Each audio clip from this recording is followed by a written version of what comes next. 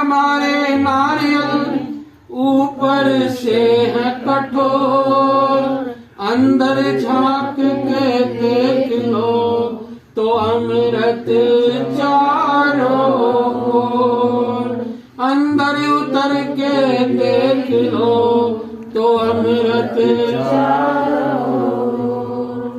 बोलो जयकारा बोल मेरे श्री गुरु महाराज की जय। बोलो श्री परमहंस दयाल महाराज की जय। बोलो श्री नगरी निवासी भगवान की जय। बोलो श्री स्वामी जी महाराज की जय। बोलो श्री युगल जोड़ी महाराज की जय। बोलिए साचे दरबार की जय।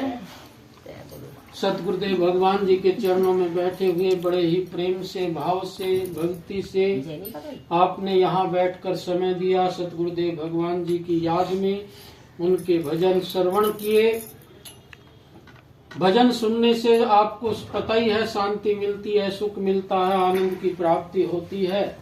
जो इंसान भगवान की भक्ति करता है उसका ये लोक भी सुधरता है और परलोक भी सुधरता है। जो इंसान भक्ति नहीं करता वो अपना ये लोक भी बिगाड़ लेता है और परलोक भी बिगाड़ लेता है। तो इसलिए भगवान की भक्ति करना बहुत जरूरी है। कलयुग के अंदर जो भक्ति करी जिसने, क्योंकि कलयुग में भक्ति करना बहुत आसान कर दिया। कलयुग केवल नाम आधारा और सुमर सुमर नर उतरे ही पारा।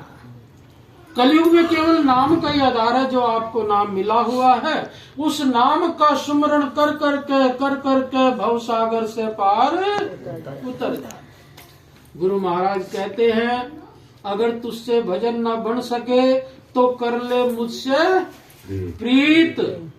क्या कह रहे? अगर तुझसे भजन न बन सके तो कर ले मुझसे प्रीत, और सिर पे रख के तार दूंगा भव सागर के तीर। वो कह रहे हैं कि अगर तुझसे भजन ना बने तो तुम मेरे से प्रीत करो। प्रीत किसे कहते हैं? प्रेम को। मुझसे प्रेम करो, मेरे लिए जो भी कार्य करो मेरे लिए करो। खाना बना रहे हो वो भी ये सब कह के बनाओ कि मुझे भोग तैयार करना है। झाड़ू पोछा कर रहे हो कि ये कहो, मन में ये भावना रखो कि जो मैं झाड़ू पोछा घर में सुधार रहे हूँ ये मेरे गुरुजी की कुटिया है, गुरु महाराज की कुटिया है, इसलिए मुझे यहाँ सफाई करनी है। रोटी बनाते हुए, सब्जी बनाते हुए और जो भी कार्य कर रहे हो, घर के कपड़े धोते, सब में भगवान जी का ही रूप देखो। सब चीज में भगवान के ही गुण देखो। और जब तुम सब चीज में वही चीज देखने लगोगे तो तुम्हारे अंदर एक स्थिरता आ जाएगी और ये समझने लगोगे ये जो संसार है ये सब संसार गुरु महाराज का ही है। ये सारी चीजें गुरु महाराज की है। मेरा घर भी, मकान भी, दुकान भी, व्यापार भी, ये जो भी कुछ है सब गुरु महाराज के ही है। जब हमारे अंदर ऐसी भावना उतरने लगेगी तो भगवान की कृपा होगी।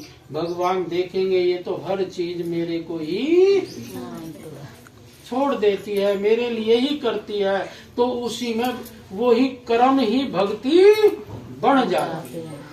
जो आप कर रहे हो कर्म ही भक्ति। हम गुरुद्वारों में जाते हैं, गुरु महाराज के दरबार में जाते हैं या कहीं भी सत्संगों में जाते हैं, वहाँ जो भी सेवा करते हैं हम गुरु की जी की तो मान के करते हैं। सही है। वही सेवा तुम घर में भी गुरु जी की मान के करने लगो। वही कार्य तुम घर के अंदर भी गुरु जी का ही मान के करो कि हम जो कर रहे हैं, अपने जो बच्चों की सेवा कर रहे हैं, अपने बच्चों को पाल रहे हैं, पढ़ा रहे हैं, लिखा रहे हैं, ये सब गुरु महाराज की सेवा है। गुरु महाराज ने हमें ये सेवा दे रखी है और इसको करने जा रहे हैं। तो क्योंकि सोच से ही, विचारों से ही हमारी जो है, सोचने से ही हमारे भाव बदल जाते हैं। तो जब हमारे भाव बदल जाएंगे, कैसे? एक दृष्टांत के माध्यम से बताऊंगा कि कैसे सत्संग में आकर मन बदल जाता है और कैसे उसके उद्धार हो जाता है। 10-10 मिनट की। तो ऐसा हुआ, एक चोर था, वो चोरी किया करता था रोज। कभी कहीं चोरी करता, कभी कहीं चोरी करता, कभी कहीं चोरी करता। एक दिन उसने क्या किया, राजा के यहाँ चोरी करी। राजा के यहाँ जब चोरी करोगे तो मोटा ही माल मिलेगा। तो राजा ही है। राजा के यहाँ तो जो है हर चीज महंगी मिलेगी। तो राजा के यहाँ जब चोरी करी उसने, तो चोरी करके वो लेके चल दिया, और जैसे ही लेके चला जाग पड़ गई।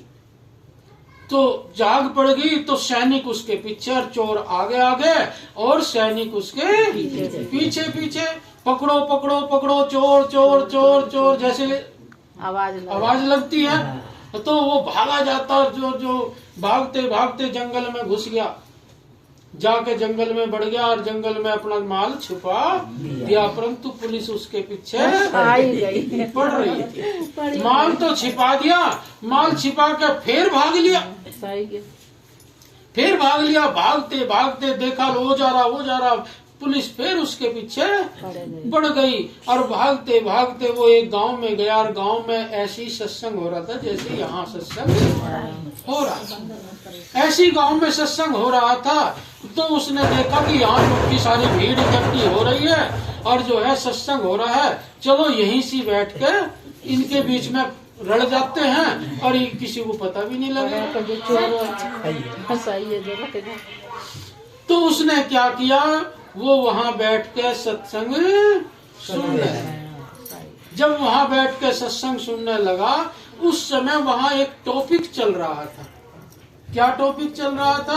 सत्संग के भी टॉपिक होते हैं, कोई किस पर बोले, कोई किस पर बोले। तो सत्संग में गुरुजी बता रहे थे कि जो सत्संग में आ जाते हैं और जो सत्संगी हो जाते हैं, उनके पिछले पाप खत्म हो जाते हैं। बात भी सत्य है, हमारे शास्त्रों में भी आया है ये बात कि जो सत्संगों में आते हैं उनके पाप नष्ट हो जाते हैं और उनका एक नया जीवन शुरू हो जाता है। नया जीवन उनको मिल जाता है, क्योंकि पाप तो छूट गए, पाप खत्म हो गए, जल के नष्ट हो गए सत्संग के प्रताप से, और अब उसके अंदर निष्पापता आ गई और उसका मन भी शुद्ध हो गया, पवित्र हो गया। जैसे गंगा में स्नान करने से आदमी शुद्ध और पवित्र हो जाता है, ऐसी सत्संग सुनने से उसके सर से घड़ा पापों का दूर हट जाता है, फूट जाता है, और जो है वो निष्पाप हो जाता है, उसको एक नया जीवन मिल जाता है। ऐसे ही उसने जब सत्संग सुना, गुरुजी ने बड़ी अच्छी अच्छी बातें बताई, और सबसे बड़ी बात ये बताई कि जो पापी से भी पापी जब सत्संग से जुड़ जाता है, सत्संग सुनना लग जाता है, उसका जीवन जो है बदल जाता है। कितनी बात सुनकर वो गदगद हो गया, उसके मन में ये लगा, हे भगवान आज मुझे इस पुलिस से बचा दे, इन सैनिकों से बचा दे, और आज के बाद तो मैं भी सत्संगी है जाऊंगा। मैं सब छोड़ दूंगा चोरी चारी करना, पर तू आज मुझे इनसे बचा दे। हे भगवान मैं आज से तेरा हो गया, तेरी समर्पित हो गया। सर्व धर्मान परित्यज्य मामेकम शरणम ब्रज, सब धर्मों को छोड़ के मैं तेरी शरण में। तो उन्होंने कहा कि भाई जब ये मेरी शरण में आ गया, भगवान भी तो सबकी सुनते हैं, वो तो चींटी की भी सुनते हैं, हाथी की भी सुनते हैं, इंसान की सबकी सुनते हैं, और सत्संग में बैठ के तो और भी ज्यादा तो उन्होंने देखा भगत ने कि वो बस आंखों में भगवान को ध्यान करता, और जो है हजारों हजार कथा सुन सुन के, सत्संग सुन सुन के उसका मन पवित्र होता चला गया, और वही बैठा बैठा वो भगवान से बातें करता और भगवान से कहता कि भगवान जी मुझे अब तू जो है पकड़ ले, अब मैं जो है बुरे कामों में नहीं आऊंगा, मैं बुराइयों की तरफ को नहीं जाऊंगा, अब तो मैं तेरा हो गया, अब मैं जो है चोरी नहीं करूंगा। ऐसी बातें सोचता रहा, और सोचते सोचते उसके आंखों से गंगा जमुना बहनी शुरू हो गई, आंखों से आंसू हो गया, आने लगे, अब भगवान ने देखा भाई ये तो सच्चे ही मन से मेरा ही। सही है। अब इस तरह थोड़ी देर के बाद सत्संग समाप्त हो गया। सब लोग प्रसाद ले लेकर सत्संग के बाद जैसे प्रसाद बंटता है, सब अपना अपना प्रसाद लेकर जाने लगे। वो भगत वहीं गुरुजी ने कहा कि भाई तेरा भी तो टाइम हो गया, जाओ अपना सत्संग समाप्त हुआ। उसने कहा कि गुरुजी आपने ये बात जो कही है कि क्या कि जो सत्संग में आ जाता है उसके पुराने पाप जल जाते हैं और उसे नया जीवन मिल जाता है, क्या ये सत्य है? सही है। उन्होंने कहा कि हाँ हाँ बिल्कुल ये तो सत्य ही है। जो भी आदमी सत्संग में आता है उसके पुराने पाप खत्म, पहले पाप खत्म हो जाते हैं और वो निर्लेप हो जाता है और उसका उद्धार हो जाता है। तो गुरु महाराज मैं भी आज से सत्संग में आया करूंगा, मुझे भी सत्संग दे दो। उन्होंने कहा कि ठीक है भाई, जब तेरी ऐसी भावना है तो भी सत्संग ले ले। उसे भी सत्संग दे दिया, नाम दे दिया और जो है भजन दे दिया। और जा भाई तू भी भजन करे कर, जब जब कहीं जहाँ सत्संग होया करे वहाँ जाकर सत्संग सुना कर, ऐसा कह के और वो वहाँ से चल दिया। परंतु पुलिस तो उसे तलाश तो गांव में ढूंढ रहे थे, पुलिस तो ढूंढ रही थी और लोगों को पता लगा कि भाई यहाँ बहुत सारे लोग इकट्ठे हो रहे, सत्संग हो रहा, क्या पता यही ना हो। वो बाहर ही आकर खड़े हो गए, गेट पे खड़े हो गए। उन्होंने भागता देखा था, उसका चाल ढाल देखी थी, उसकी कद काठी देखी थी और परंतु उसका चेहरा नहीं देखा था। समझ में देखो ही ना, अब भगता हुआ अंधेरे में क्या देखा? उसकी कद काठी देखी थी भाई, इतना लंबा है, इतना तगड़ा है और ऐसा चलता है, ऐसे भाव उसको देख के जब वो अंदर से निकल के आया तो उन्होंने देखा भाई चाल चलन तो इसका वही लग रहा हाइट भी वैसी लग रही, चलन गिरण भी ऐसा ही है इसका। और जो पद चिन्ह देखे उन्होंने उतने ही बड़े, इसके रेत में पैर भी उतने ही बड़े हैं। अब इतना देख के उसे पकड़ लिया, पुलिस ने पकड़ लिया और पकड़ के उसे लेकर चल दिए, चल वही राजा के पास। उन्होंने कहा कि भाई क्या बात होगी कि तुमने चोरी करी है? उसने कहा कि भाई मैंने तो चोरी नहीं करी। चोर कब अपने को चोर, परंतु वो तो सैनिकों ने उसे पकड़ लिया और रस्सी बांध ली और बांध के वहाँ ले गए राजा के पास। राजा के पास पेशी हुई, कचहरी लगी, कचहरी में राजा अपने सिंहासन पर बैठे, प्रजा आमने सामने, मंत्री संतरी सब आए, आकर और उस चोर को पेश किया गया। चोर को पेश किया, सैनिकों ने उसे बताया कि महाराज इसने रात को चोरी करी थी और ये हमने पकड़ा, फला फला गांव में से जाकर इसने तो बहुत हमें दुड़ाया, बड़ा भगाया और इसने यही चोरी करी। चोर से पूछा क्यों भाई चोरी करी? उसने कहा कि महाराज इस जीवन में तो मैंने चोरी सही बात, इस जीवन में मैंने चोरी नहीं करी।